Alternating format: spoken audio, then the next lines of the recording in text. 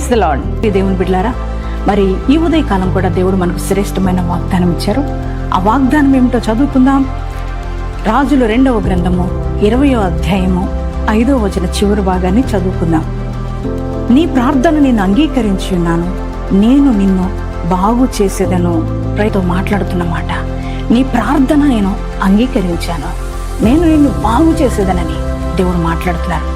ఈ వాగ్దానము మరి ఆ దినాలలో మరి హిజ్కియా మరణకరమైన రోగంతో ఉండినప్పుడు హిజ్కియాతో మాట్లాడుతున్నాడు. హిజ్కియా, నీ ప్రార్థన నేను అంగీకరించాను, నేను నిన్ను బాగు చేసేదనని.